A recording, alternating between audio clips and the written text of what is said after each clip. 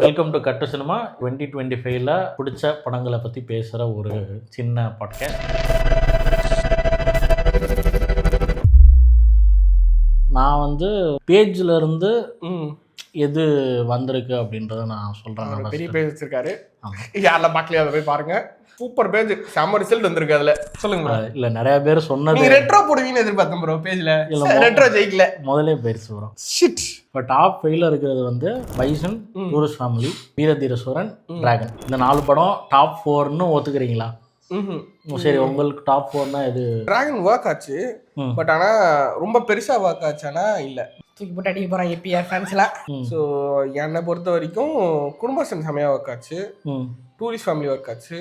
சிறை யாரும் பார்த்துருக்க மாட்டீங்கன்னு நான் நினைக்கிறேன். சிறை பாருங்க. சிறை வந்து one of the best written films 2025னா சிறை தான்.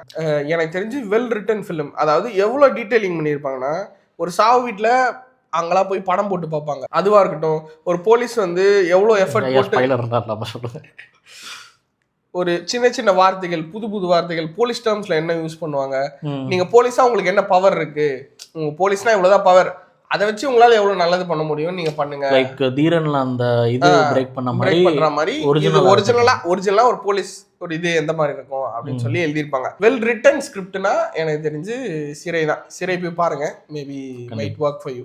கண்டிப்பா பாக்குறேன் ப்ரோ. அப்புறம் F1 வந்து பயங்கரமா இருந்துச்சு. ஸோ F1 வந்து ஒரு மொத்த சினி இண்டஸ்ட்ரியுமே மாத்தின ஒரு படம்னா எனக்கு தெரிஞ்சு F1 தான். அதை பார்த்து அந்த ஸ்போர்ட்ஸ் டெவலப் ஆகி F1க்கு அப்புறம் ஒரு ஃபேன் ஃபாலோயிங் வந்து நடந்திருக்குன்னா அந்த படம் தான். அதுக்கப்புறம் எனக்கு தெரிஞ்சு மெட்ராஸ் மெட், இதுதான் எனக்கு தெரிஞ்சு டாப் 5 எனக்கு பிடிச்சிருந்து. தமிழ்ல டப்டான வெர்ஷனா F1 மட்டும் உருவிக்கலாம். மலையாள படங்கள்லாம் சேர்க்க ஆரம்பிச்சோன்னா லிஸ்ட் பெருசாக போயிடும். எனக்கு டாப் 5ல பைசன் வந்துடும். ஆக்சுவலாக ஒரு தனியாக ஒரு டிஸ்கஷன் போகலான்ற அளவுக்கு எனக்கு அந்த படம் பிடிச்சிருந்துச்சு. என்னன்னா, ஜென்ரலாக ஒரு ஹீரோ வில்லன்னு எடுத்துக்கிட்டா பிளாக் அண்ட் ஒயிட்டாக தான் இருக்கும். இவர் ஃபுல்லாக ஒயிட்டு, இவர் ஃபுல்லாக பிளாக் அப்படின்னு. ஆனால் இந்த இடத்துல நான் அப்படி சொல்ல முடியாது. ஆமாம், everybody was grey except for the hero. அவர் வந்து எப்பயுமே இப்போ அப்படி காட்ட முடியாது, அடிப்பாங்க. அதனால நான் வந்து என்னோட எதிரிகளையும் சில நன்மை இருக்குன்னு காட்டுற ஒரு விஷயம் எனக்கு பைசன்ல பிடிச்சிருந்துச்சு. ஸோ அதனால தட் டாப் 5ல ஒரு செகண்ட் அளவுக்கு சொல்லலாம். நான் போய் உள்ள பார்க்கும்போது ஒரு ஸ்போர்ட்ஸ் ட்ராமா நடக்குது. ஒரு ஹீரோ வந்து எப்பவுமே அதான் ஸ்போர்ட்ஸ் ட்ராமானா ஒரு அண்டர்டாக் இருப்பான், அண்டர்டாக் வந்து சாம்பியனா மாறுவான். அதுதான் மோஸ்டான ஒரு ஒன்லைனா இருக்கும். இல்லை ஒரு சாம்பியன் அண்டர்டாக் ஆகிட்டு திருப்பி சாம்பியனா மாறுவான். ரைஸ் அண்ட் ஃபால் அந்த மாதிரி தான் இருக்கும்.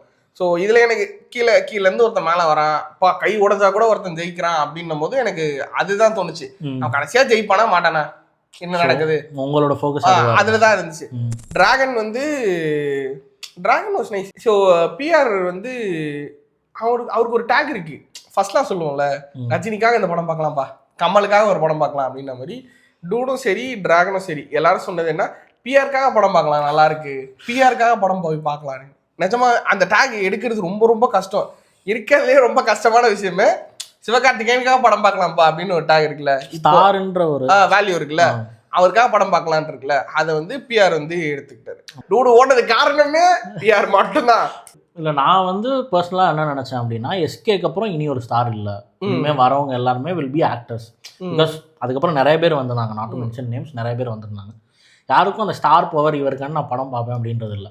ஆனால் ஒரு நியூ கமர் வந்து வந்த 3 படமே 100 கோடி அடிச்சிட்டாரு அப்படின்றது சாதாரண பிஆரோட வேல்யூ. அது அவனோட ஸ்டார் பிராண்ட் மட்டும். ஆமாம், சத்தியமா. ஏன்னா நான் வெற்றி தேட்டருக்கு போகிறேன், நிற்கிது அங்கே ஏதோ 20 அடிக்கு ஒரு கட் அவுட் நிற்கிது, மாலைலாம் போட்டு, ஏய் ஓ மை காட் அப்படின்னு. அந்த வளர்ச்சி வந்து சோசியல் மீடியாலே நமக்கு புரிஞ்சுனாலுமே நேரில் இன்னும் பெருசாக இருக்குது அப்படின்றது ஒரு ஃபேர் தான். எனக்கு தெரிஞ்சு பிஆர் வந்து அந்த இது.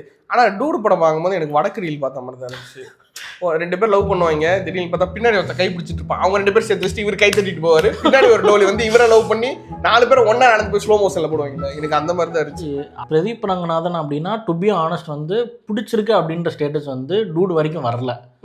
ஓகேவா, ஓகே ஒரு படம் எல்லாருமே சொல்கிறாங்க பார்ப்போம், ஒரு ஃபோமோல தான், ஃபியர் ஆஃப் மிஸ்ஸிங் நோட்டில் தான் நான் போய் படம் பார்க்குறேன். நல்லா போயிட்டு இருக்க ஒரு ஆர்க்கில், அதாவது I am going to marry a girl whom in love with, ஆனால் அந்த பொண்ணுக்கு வேற பழைய கதை தலைவா. சரத்குமார் படத்திலே வந்திருக்கு. சரத்குமார் படத்திலே தாலி கட்டி இருப்பாங்க, 2 பேரும் ஒன்னா வாழ மாட்டாங்க, தேவனிலாம் உள்ள வந்திருக்கும். அதெல்லாம் பழைய கான்செப்ட் கதை, அதெல்லாம் பார்த்தில்லையே நீங்க. எனக்குமே டாப் 5லாம் இல்லை ப்ரோ. எனக்கு என்னன்னா, ஒரு 2 படம் நான் 100 கோடி கொடுத்துட்டேன், 3ஆவது ஒரு படம் வரப்போகுது, அதுக்கு நான் இந்த படம் செலக்ட் பண்ணுவேனா அப்படின்னு கேட்டால் நான் பண்ணியிருக்க மாட்டேன். அது பிஆர் பண்ணனால ஐ லைக் தட், அவ்வளோதான். மற்றபடி டாப் ஃபைவ்ல எனக்கு டாப் ஃபைவ்ல எனக்கு இல்ல டிராகனும் வராது, டூடும் வராது. ஒன்னும் இல்லை, அவருக்கு லைட்டாக வெறுப்பிட்டு பிஆர் மேலாம் பொழந்துட்டு இருக்காரு. என்னோட டாப் ஃபைவ்ல 2வது தான் முடிச்சிருக்கேன். அடுத்து வந்து எனக்கு டூரிஸ்ட் ஃபேமிலி வந்து ரொம்ப பிடிச்சிருந்துச்சு. Tourist family everybody work. அதுதான் இந்த எனக்கு தெரிஞ்சு இந்த இயரோட எல்லாரும் ஒரு ஃபேவரட் எடுக்கிறாங்கன்னா அதில் அந்த டூரிஸ்ட் ஃபேமிலி. ஏன்னா நிறைய ஆஸ்பெக்ட்ஸ் இருக்குது. நான் வந்து ஒரு படத்தில் மசாலா படம் அப்படின்னு சொன்னால் நிறையா ஃபேக்டர்ஸ் ஒர்க் ஆகணும். லவ் ஒர்க் ஆகணும், ஃபேமிலி சென்டிமெண்ட் ஆகணும், ஜோக் ஒர்க் ஆகணும். அப்படி எல்லாமே டிக்கு போட்டு ரொம்ப நாள் ஆச்சு ஒரு படம். டூரிஸ்ட் ஃபேமிலியில் பொலிட்டிக்கலாக ஒன்று சொன்னால் அதுவும் நல்லாயிருக்கு, காமெடியாக ஒன்று சொன்னால் அதுவும் நல்லாயிருக்கு, ஒரு லவ் ட்ராக் இருந்தால் அதுவும் நல்லாயிருக்கு, சீனியர்ஸ்குள்ளே ஒரு கனெக்ட்னா அதுவும் நல்லாயிருக்கு. So he ticked every box and for debutant that is something great. அடுத்து பிஆரா ஒரு வளர ட்ரை பண்ணிக்கிட்டு இருக்காரு அடுத்த படத்தில் பார்ப்போம். அது எனக்கு தெரியல. ஆமாம், அதில் ஒரு காமெடி கூட ஃபோர்ஸ் பண்ணி சிரிங்க இந்த பாருங்க இது ஒரு ஜோக்கு அப்படின்லாம் இல்லை, நார்மலாக ஒன்று நடக்குது. அது நம்மளுக்கு காமெடியாக இருக்கும், அவங்களுக்கு அது சீரியஸாக இருக்கும். நிறைய விஷயங்கள் அது நல்லா இருந்துச்சு. எனக்குமே டூரிஸ்ட் ஃபேமிலி வந்து பரவாயில்ல, நல்லா எழுதியிருந்தாங்க அப்படின்னு இருந்துச்சு.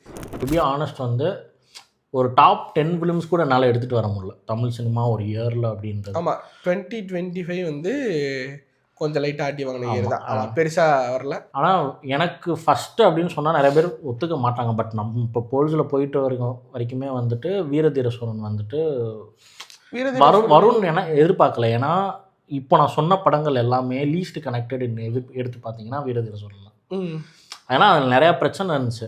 காலையில் ரிலீஸ் பண்ணுறேன்னு சொல்லிட்டு ரிலீஸ் பண்ணல, ஈவினிங் ஆஃப்டர்நூன் தான் ஷோஸ் ஆரம்பிச்சிச்சு. அந்த மாதிரி நிறையா பிரச்சனை இருந்தாலுமே ஒரு ஸ்க்ரீன் பிளேயில் நான் போய் நடுவில் ஒரு படத்தில் உட்காரேன், ஒரு இன்சிடென்ட்டு முடிஞ்சிருச்சு, நீ இல்லவா அப்படின்ற ஒரு கான்செப்ட் எடுத்திருக்காங்கல்ல. I don't explain history, future past எதுவுமே இல்லை. ஒருத்தன் இருக்கான், இந்த சிச்சுவேஷன் நடுவில் இருக்கான், அந்த சிச்சுவேஷன் மட்டும் நீ பாரு அப்படின்றத ஒரு ஸ்க்ரீன் பிளேவாக எடுத்ததே எனக்கு ரொம்ப பிடிச்சிருந்துச்சு. எனக்குமே அந்த ஐடியாவே நல்லா இருந்துச்சு. ஆனால் கடைசியில் இந்த ஃபேமிலி வரும்ல, ஒரு சிக்கன் காலுக்காட இவ்வளோ பெரிய சண்டை போட்டு குடும்பத்தெல்லாம் அழிச்சிக்கிட்டீங்களா, கடைசியில் அந்த ஃபேமிலி கூலாக வந்து பஸ்ஸில் ஏறுவாங்க கிளைமேக்ஸில். அது ரொம்ப இதாக இருந்துச்சு. அதான் எனக்கு டாப் 3 ஃபிலிம்ஸ் பொறுத்த வரைக்கும் அதுதான். பைசன் காரணம் சொல்லிட்டேன், டூரிஸ்ட் ஃபேமிலியும் காரணம் சொல்லிட்டேன். குட் பேட் அக்லியா எடிட்டரை வந்து எங்கேயோ editor good bad ugly. So எனக்கு தெரிஞ்சு ஃபஸ்ட்டு படம் வேணா எனக்கு தெரிஞ்சு மெட்ராஸ் மேட்னி தான். ஒரு ரியல் லைஃப் மிடில் கிளாஸ் ஃபேமிலினா எப்படி இருக்கும், அதை தனியாக ஒரு வீடியோ போட்டிருக்கோம், அதை போய் பார்த்துக்கோங்க. பாருங்க. ஸோ மெட்ராஸ் மேட்னி தான் எனக்கு தெரிஞ்சு நம்பர் 1 ஃபிலிம். நிஜமாவே ரியலிஸ்டிக்காக ஒரு படம் இருக்குது. ஒரு மிடில் கிளாஸ்னால் எப்படி இருப்பாங்க, ஒரு அப்பா எப்படி இருப்பார், ஒரு அம்மானா ஒரு நாள் ஃபுல்லாக எப்படி இது பண்ணுவாங்க, அவங்களுக்குள்ளே இருக்க கொஸ்டின்ஸ் என்னவா இருக்கும், அவங்க அடுத்து என்ன பண்ண போகிறாங்கன்ற விஷயங்கள் என்னவா இருக்குன்றது தான் அந்த படமே. சரி, நான் ஒரு இன்சைடராக சொல்லியிருந்தேன், அந்த வீடியோலையுமே சொல்லியிருப்பேன். டேரக்டர் வந்து எவ்வளோ ஸ்டீரியோ டைப் பிரேக் பண்ணியிருப்பாருன்னா அந்த படத்தில் ஒரு பையன் இருப்பான், அவனுக்கு ஒரு க்ரஷ் இருக்கும். அந்த க்ரஷ்ஷுக்கு வந்து ஒரு மாண்டேஜ் காட்டுவாங்க. தமிழ் சினிமாவின் வளர்க்கப்படி ஒரு க்ரஷ் மாண்டேஜ் காட்டுறாங்கன்னா அந்த ஹீரோயின் அழகாகவே காட்டுவாங்க, ஓகேவா. நார்மல் பொண்ணாக காட்ட மாட்டாங்க, தூங்கி எழுச்சிக்கும் போது கூட அழகாக இருக்கும், ஐப்ரோ மேஸ்டிக்லாம் போட்டிருக்கும். இந்த பொண்ணு என்ன பண்ணுன்னா மாண்டேஜ் காட்டும் போது மாண்டேஜ் முடிய போகிற நேரத்தில் மூக்கை நோண்டிட்டு இப்படி கீழே தடவும். அது வந்து உங்களுக்கு பார்க்கும்போது ஆடா தெரியலாம், ஆனால் ஒரு ரியல் லைஃப்பில் ஒரு பொண்ணு எப்படி இருக்குமோ அது இருக்கும். அந்த மாதிரி அளவுக்கு டீல் பண்ணியிருப்பாங்க. ஸோ நம்பர் 2 வந்து F1 தான். ஏன் F1னா அது மொத்த டைனமிக்ஸே மாற்றிட்டானுங்க. இப்போ வந்து F1 பார்த்ததுக்கப்புறம் மேக்ஸ் வெஸ்டாப்பன் உங்களுக்கு தெரியுமா, இவரை தெரியுமா, அவர் எவ்வளோ லாப்ஸ் ஓட்டுறாரு தெரியுமா, டயரில் எவ்வளோ ஃபியூல் நீங்க இன்ஸ்டாகிராம் எடுத்து பாத்தீங்கன்னா அந்த படம் வந்த புதுசுல எல்லாரும் பிராட் பிட்டை கட் பண்ணி வீடியோ போட்டுக்கிட்டு இருந்தாங்க.